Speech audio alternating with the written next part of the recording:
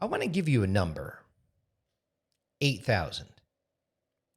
That is how many people Meta, the company that owns Facebook, Instagram, and WhatsApp, just cut from its workforce as we're speaking today. 8,000 human beings, each with a family, a mortgage, a career they spent years building.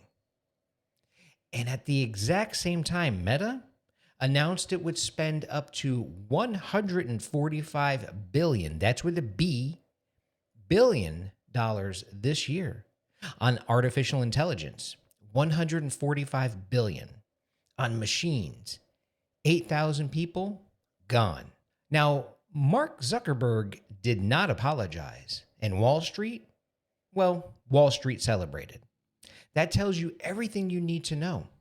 This is not the first time. In 2022, Meta cut 11,000 jobs. In 2023, another 10,000. Now, 8,000 more. That is over 29,000 people in 4 years. The first time he said, I got this wrong and I take responsibility. This time, no apology, no acknowledgement, because this time it is not being called a mistake. It is being called a strategy. And Meta is not alone, because right now in 2026, nearly 110,000 tech workers have been laid off across 137 companies worldwide. Cisco cut jobs the same week. Their stock surged 13%. Their best single day since 2011. This is the pattern now. Announce layoffs, pour the savings into AI, the stock goes up, repeat. These are not struggling companies. These are companies posting record profits while eliminating the people who built them. This is not restructuring. This is extraction. Now, here's the part that made me put my coffee down. While Meta was preparing to cut those 8,000 jobs, while the decisions were already made, they launched an internal employee tracking tool. Listen to this. They called it the Model Capability Initiative. What does it do, you might ask? Well, it tracks employees' movements and keystroke on work computers. The stated purpose? To gather data on staff activities and to help train the AI that will execute coding and white-collar tasks. Now, let me translate that for you.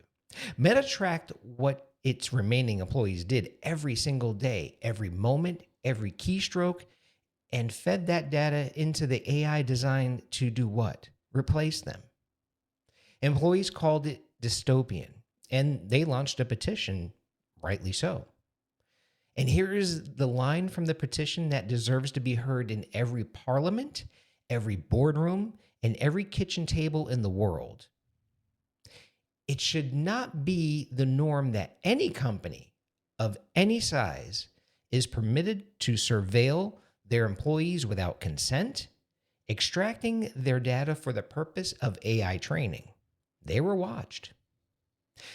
Their work was harvested. And when they were let go, what do you think they said? Now, if you designed a more complete expression of contempt for human labor, I'm not sure how you would do it. I want to name this clearly because abstractions protect people who should not be protected. These are not market forces beyond human control. These are people, specific people, making specific choices.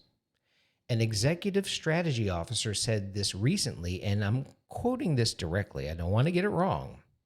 Now, the world understands that jobs are being replaced by machines. And if you're not doing that, shareholders are getting upset. Really? There it is. No euphemism.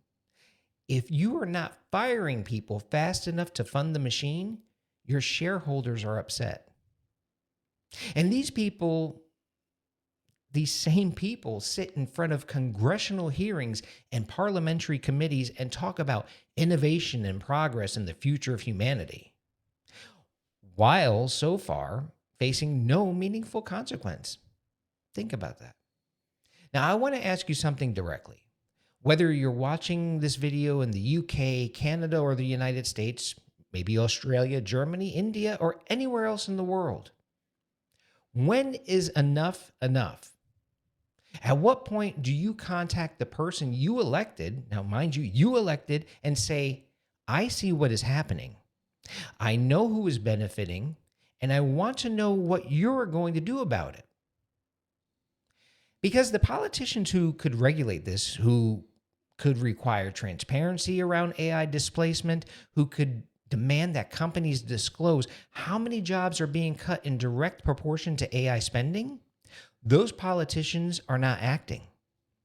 They're not being pushed, and not yet. The only people who have not spoken loudly enough are us. I'm not asking you to march. I'm not asking you to burn anything down. I'm asking you to make noise where noise can actually matter. Write one letter. Ask one question at a town hall meeting.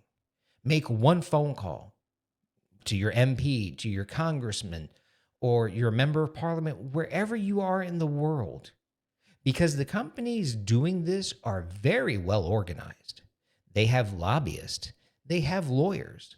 They have very good relationships with the people making the rules. And the only thing that balances that is an informed, vocal, and organized public.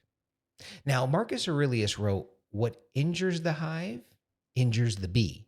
He was talking about community, about the impossibility of separating your well-being from the well-being of the people around you. Now, mind you, 8,000 people lost their jobs this week, so a company could protect its AI budget and keep shareholders from getting upset. That injures the hive everywhere, in every country where this is happening. So I want to leave you with one question. Are you going to treat this like the weather? Or are you going to do something about it? I know which answer I'm counting on from this community. This is Tech for Grownups and the Virtuous Machine. Tell me in the comments where you stand. If you have already contacted your elected representative about AI displacement, tell me that too. Stay sharp, stay loud, and I will talk to you in the next one. Have a great day.